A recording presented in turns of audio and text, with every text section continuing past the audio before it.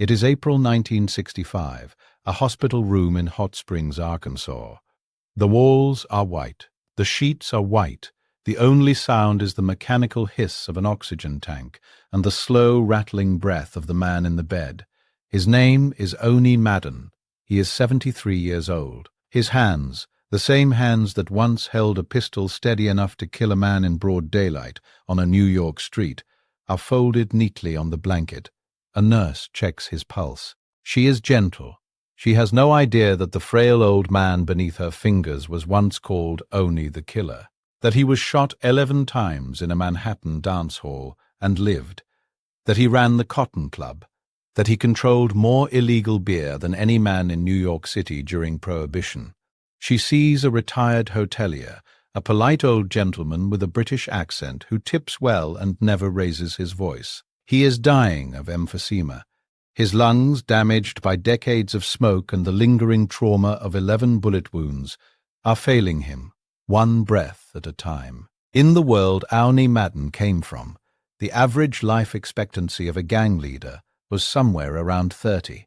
He has outlived that number by more than 4 decades. He has outlived almost every single person who ever tried to kill him.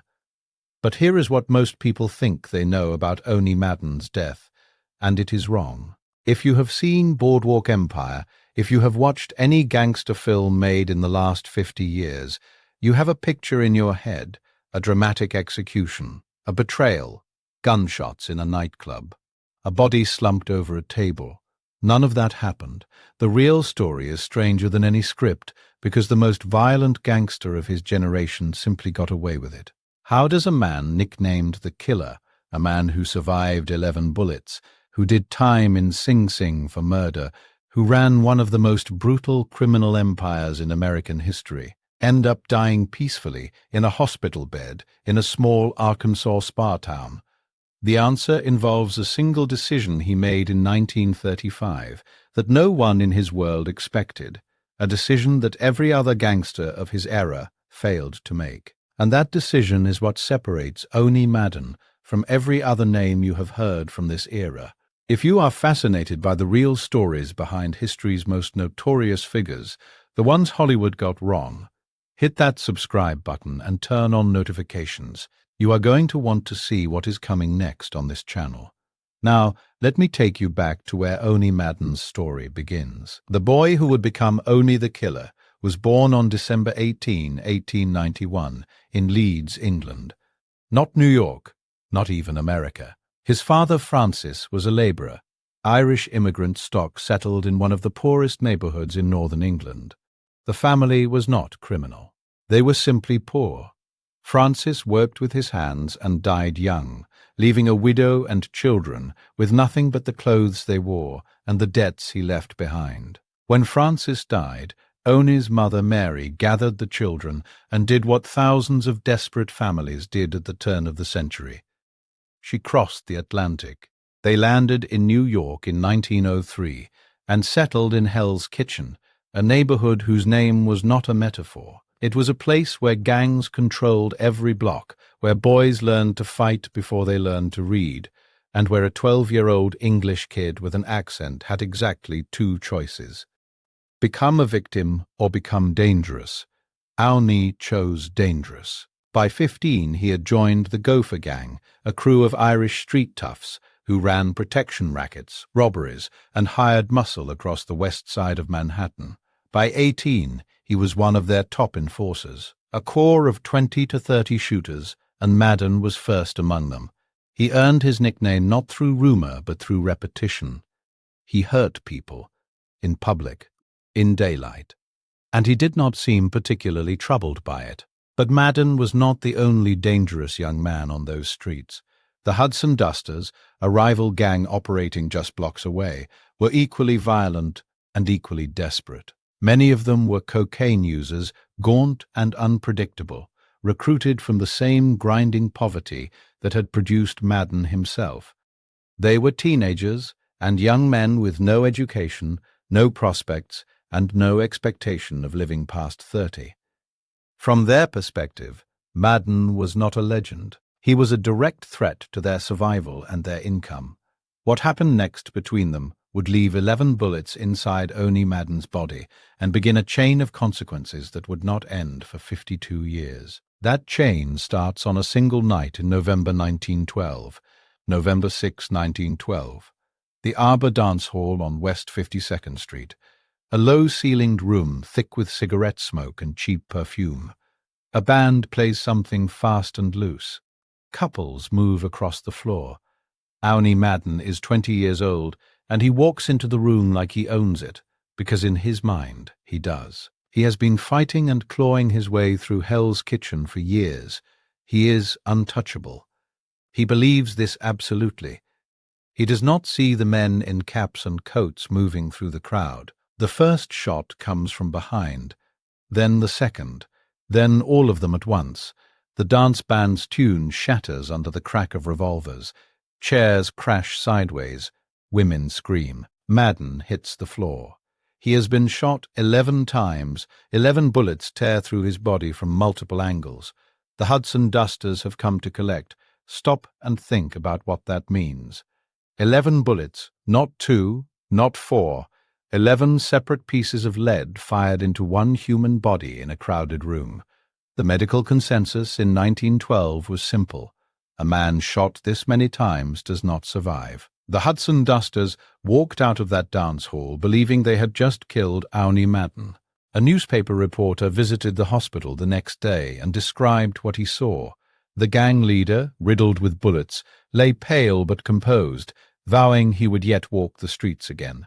That is not bravado. That is prophecy. He spent weeks in that hospital bed. He lost blood. He nearly died twice. But he did not die. Years later, when asked about the shooting, Madden reportedly told a fellow ex-gopher, "They gave me 11 pieces of lead and figured I'd take the hint. I took the lead and left them the hint. But survival has a price, and the price is often paid by someone else." Within 2 years of the Arbor Dance Hall, Madden killed a dock worker named William Henshaw, a working-class man, probably in his 20s or 30s, whose only recorded crime was crossing Madden or his associates in some dispute lost to history. Henshaw was shot dead. His family's grief is unrecorded. What is recorded is the trial. Madden was convicted and sentenced to 20 years in Sing Sing. He served 8. In those 8 years something shifted. Not his morality. There is no evidence of a moral awakening. But his strategy changed.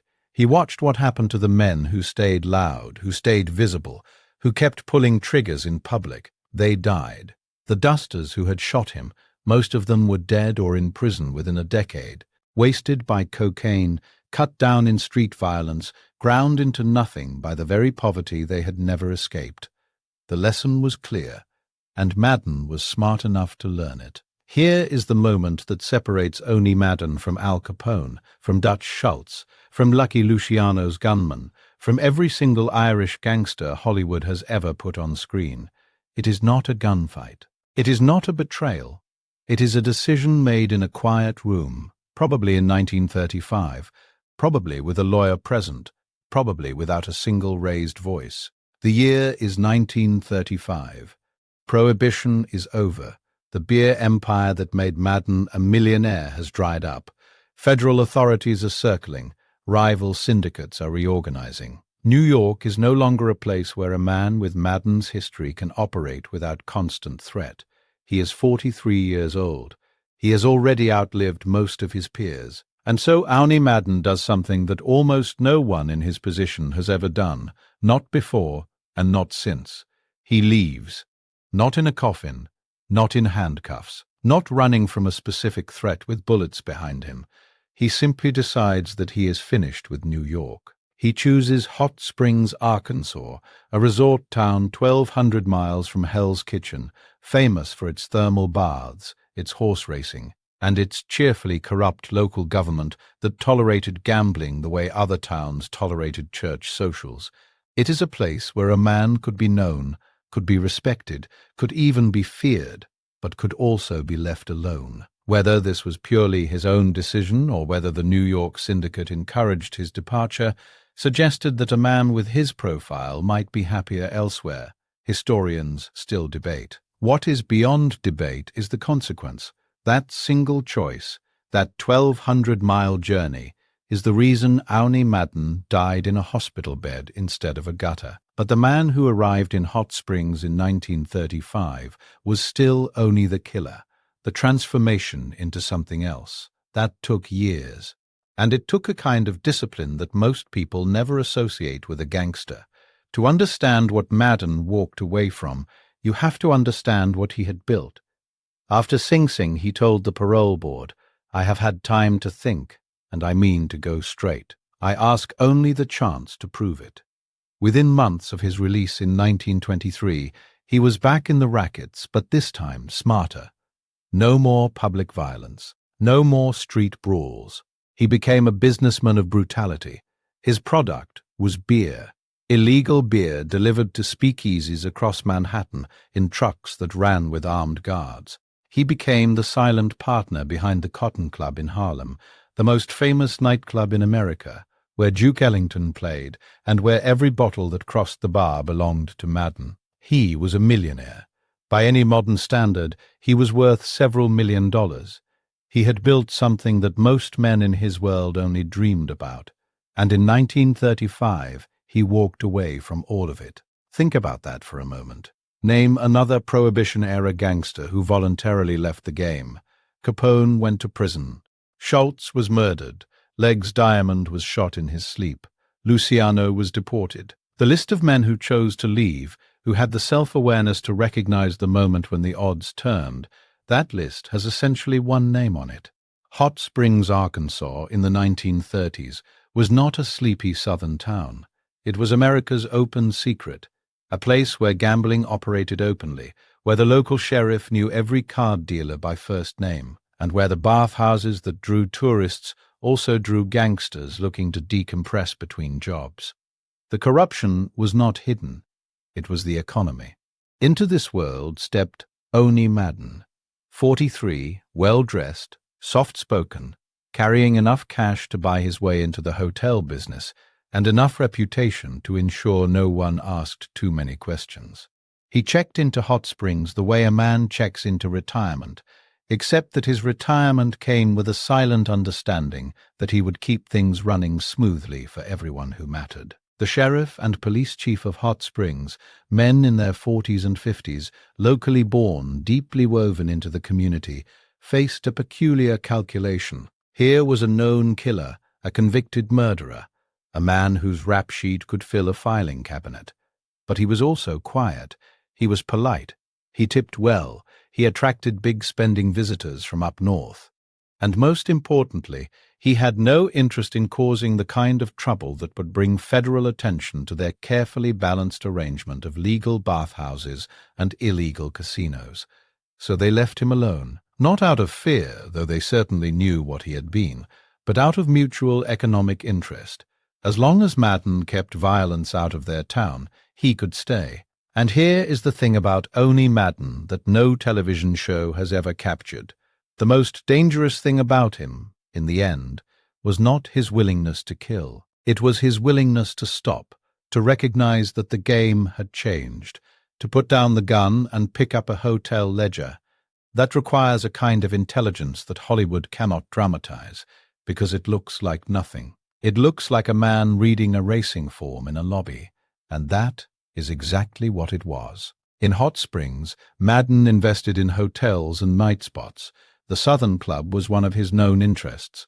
He wore tailored suits. He walked with measured steps. He spoke in a soft voice with a strange accent, part Hell's Kitchen growl, part Leeds English, that surprised people who expected a tough guy snarl.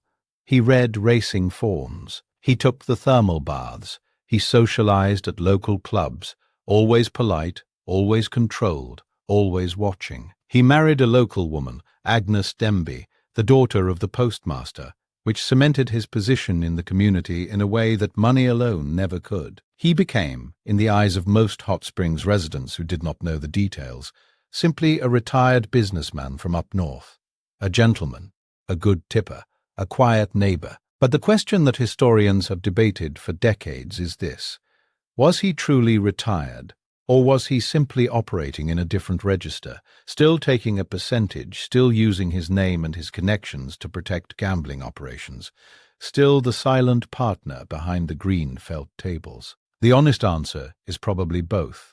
He was not ordering hits from Arkansas. But he was not purely legitimate either. He existed in a grey zone that no movie script can capture because it is too quiet, too ambiguous, and entirely without gunfire. Some researchers insist Madden went fully straight in Hot Springs. Others point to his ongoing connections to gambling and visiting underworld figures as proof he never truly left the life. What is documented is this: no credible evidence ties Madden to any specific act of violence after 1935. No murder, no assault, no threat that reached the level of police investigation.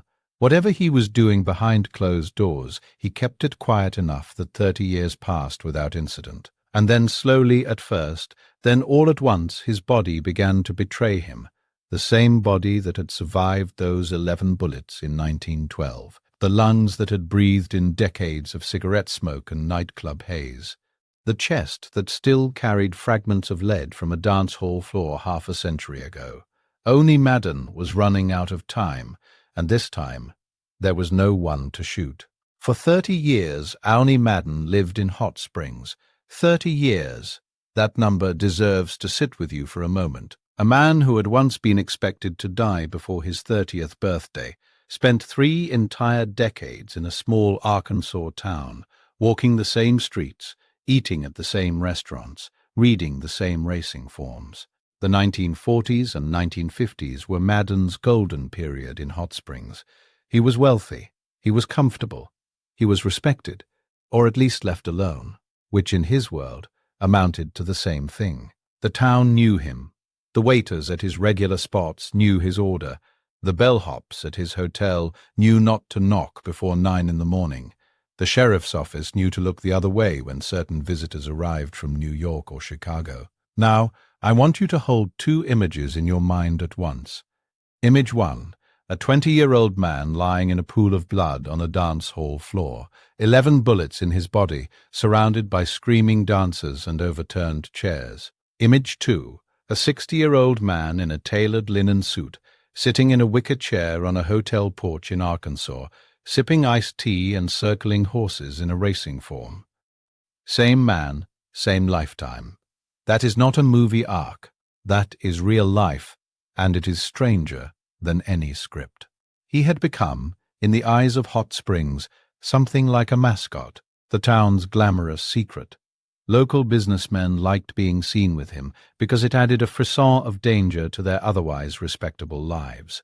Visiting gamblers from the north liked knowing he was there because his presence meant the town was safe, that the games were honest, or at least honestly crooked, and that nobody was going to get robbed in the parking lot. One local businessman, whose name was never recorded in the oral histories, recalled sitting with Madden in a club in the 1950s.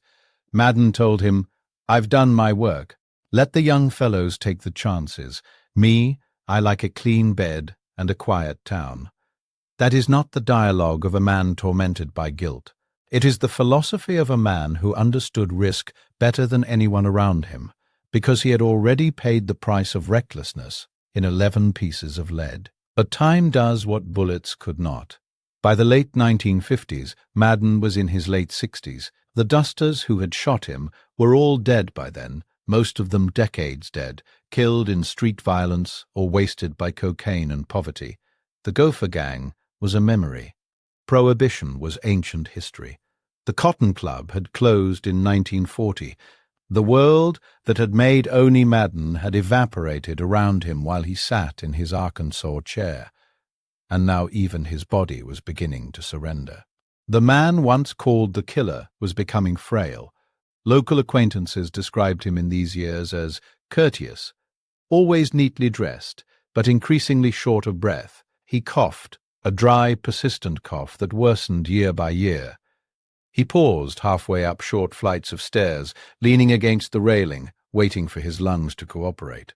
The humid Arkansas summers, brutal for anyone with lung disease, drove him indoors to air-conditioned rooms where he sat with the shades half-drawn, still reading his racing forms, still sharp-minded, but visibly diminishing. This is the part of the gangster story that no one makes a movie about. There is no drama in emphysema. There is no climax in a man who cannot climb stairs. There is no third-act twist in a cough that gets a little worse each month. And yet, this is the real ending. Not the fictional gunfight, not the dramatic betrayal. The real ending is medical, mundane, merciless. He never confirmed or denied the rumors about his ongoing involvement in gambling. He never wrote a memoir. He never cooperated with journalists in any meaningful way. One of the last recorded anecdotes from this period comes from another local resident who recalled Madden saying over a drink, "Son, the smart ones don't die in the street. They die in their sleep." Then he laughed, a dry little laugh, barely more than a wheeze by this point, and went back to his racing sheet. He was describing his own future. He just did not know how close it was. By the early 1960s, Owney Madden was 70 years old, and his emphysema was no longer something he could manage with rest and air conditioning. The disease had progressed to the point where every breath was a conscious effort. The lungs that had survived those 11 bullets from 1912 were now being destroyed from within, not by lead, but by decades of cigarette smoke and the lingering damage of those old wounds. Bullet fragments still sat in his body, 50 years of scar tissue and compromised lung function. The irony is almost too perfect. The bullets that failed to kill him in 1912 had been slowly killing him ever since. He gave up serious involvement in any business. He stopped going to the clubs. He spent his time at home or in the hotel, moving slowly, breathing carefully, conserving energy that was running out. Friends and associates from the old days, the few who were still alive, sometimes visited. They found a man who was mentally sharp but physically broken. He could still tell stories about the old New York days, still recall names and dates and addresses from 50 years ago. But he told them sitting down in a low voice, pausing between sentences to catch his breath. Here is a number that should reframe everything you think about this story. From the night Owney Madden was shot 11 times on a dance hall floor to the day he died in a hospital bed, 52.5 years passed. Half a century. An entire American lifetime, the Depression, 2 world wars, Korea, the space race, all of it lived by a man who was supposed to have died at 20. The hot Arkansas summers became unbearable. The winters were scarcely better, cold air aggravating his cough, until he doubled over in his chair. His world shrank to a few rooms, a few visitors, a racing form, and the sound of his own labored breathing. In April 1965, around mid-month, the disease crossed a threshold. His breathing became so compromised that he could no longer manage at home. He was admitted to St. Joseph's Hospital in Hot Springs. The oxygen tanks were hooked up. The nurses monitored his vitals. There was nothing dramatic about it. No last stand, no enemies at the gates. Just a 73-year-old man whose lungs had finally given out. The hospital room was small, white, institutional, metal bed frame. Oxygen tank hissing steadily. The sounds of hot springs, birdsong car engines, the distant murmur of tourists heading to the bathhouses filtered in through windows that Madden could no longer walk to. The smell was disinfectant and hospital soap. Perhaps faintly, the residual trace of old cigarette smoke in his clothes folded neatly on a chair by the wall. This is the scene that no screenwriter would choose for the ending of Owney Madden's story. No drama, no dialogue, no confrontation, just the mechanical process of a body shutting down. The oxygen mask, the periodic check from a nurse, the slow rhythm of a man breathing through damaged lungs, each breath a little shallower than the last. Consider the contrast. In 1912, the loudest sounds in Owney Madden's world were gunshots and screaming, the crash of overturned chairs, the crack of revolvers in a confined room, cordite and blood and cheap perfume, jazz bands and breaking glass. That was the soundtrack of his youth. Now, in 1965, the loudest sound is the hiss of oxygen, the squeak of a nurse's shoes on linoleum. His own breathing, That is the distance this man traveled. Not just the 1,200 miles from Manhattan to Arkansas, but the distance from chaos to silence. And I need you to understand something about this moment. This is not how gangsters die. Not in real life, and certainly not in the stories we tell about them. Al Capone died of syphilis and a stroke, raving and confused in his Florida mansion. Dutch Schultz was gunned down in a Newark restaurant, babbling deliriously about French-Canadian bean soup. Bugsy Siegel took a round through the eye in his own living room. Lucky Luciano collapsed at an airport in Naples. Every single one of Madden's contemporaries met ugly, dramatic, or degrading ends. Madden got clean sheets and morphine. He was not alone in that hospital room. Local associates visited, not a parade of underworld figures, but a few quiet men from the town who knew him. His wife, Agnes.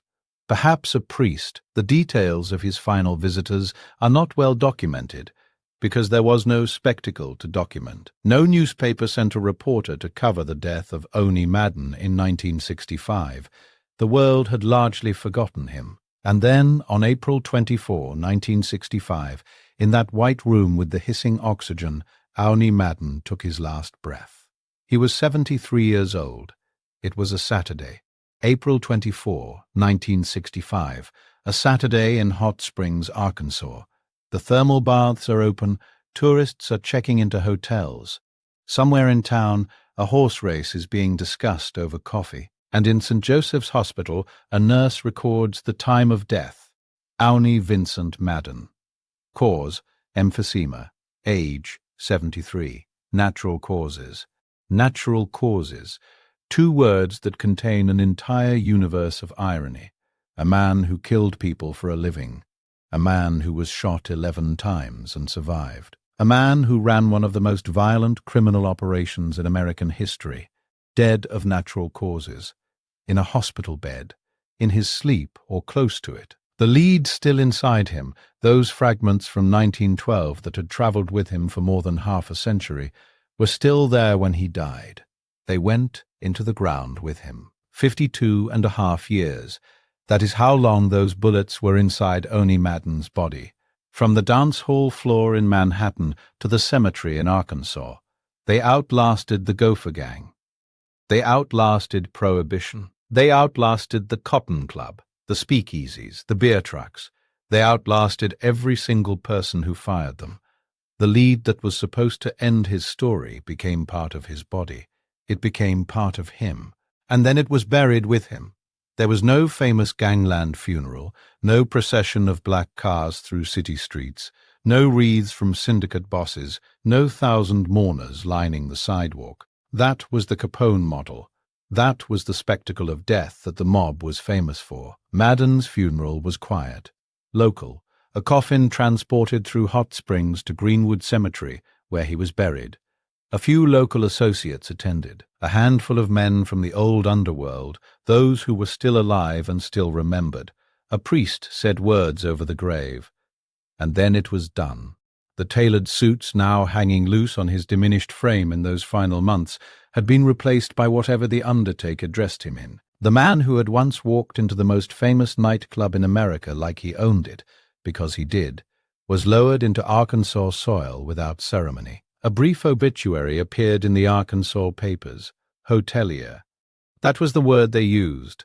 Perhaps a mention of a colorful past. National crime writers took note. A paragraph, maybe two, in specialized publications. One of the rare Prohibition-era figures to die of natural causes. That was the standard line. It was repeated in every subsequent mention for the next 60 years. An old associate, interviewed for a biographical piece years later, summed it up with the precision of a man who understood exactly what had happened. Owney used to say he didn't want a big send-off, just a priest and a clean sheet, and damned if he didn't get it. Here are the numbers. Born 1891, shot 11 times in 1912, convicted of murder in 1915, released from prison in 1923, built a criminal empire worth millions, left New York in 1935, lived quietly for 30 years, died in 1965. 73 years old. Natural causes. He died in wealthy retirement, the equivalent of several $1 million in today's money. A comfortable hospital bed, medical care, clean sheets, a priest, everything he asked for. The retired cops and prosecutors in New York who had once pursued Madden, those still alive in 1965, likely read the obituary notices with a mixture of frustration and grudging respect. They had failed to put him away permanently. A man who'd already done 8 years in Sing Sing for murder had then lived 42 more years in freedom and comfort.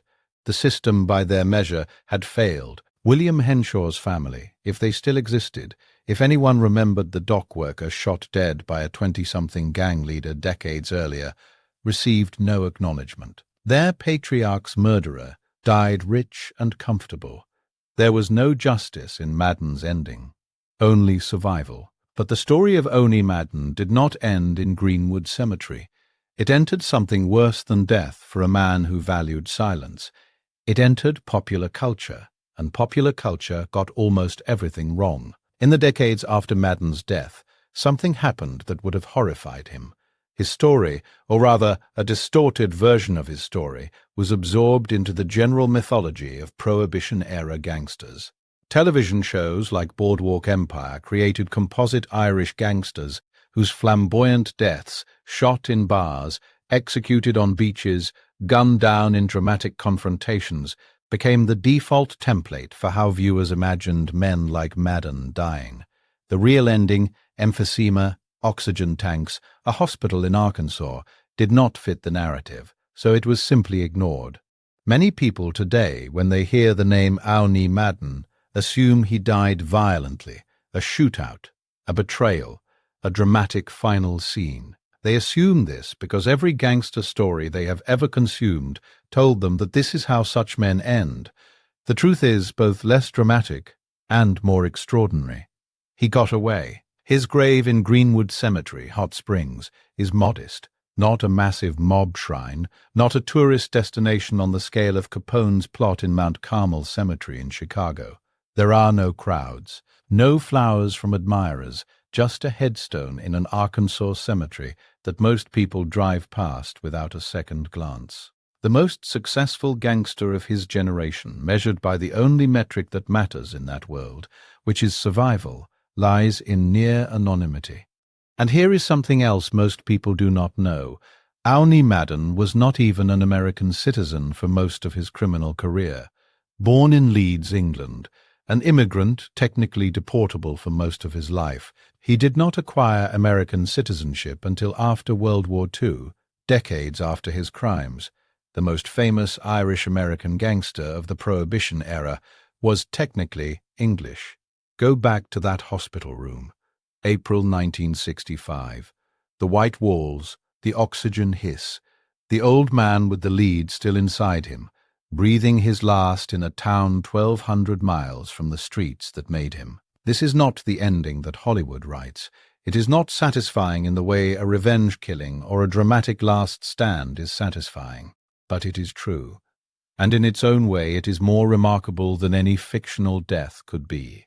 The boy from Leeds, a man nicknamed the Killer, a man who should have died at 20 on a dance hall floor, a man who chose, consciously, deliberately, against every instinct of his world, to walk away, and who spent the last 3 decades of his life proving that the most radical thing a gangster can do is simply stop. He died on April 24, 1965. Natural causes. Men like William Henshaw, the men who paid for Madden's legend with their lives, never got that choice. That is not a hero's ending, but it is a true one. If this story surprised you, if the real version was nothing like what you expected, subscribe. There are more stories like this coming, the real ones, the ones they did not put on television.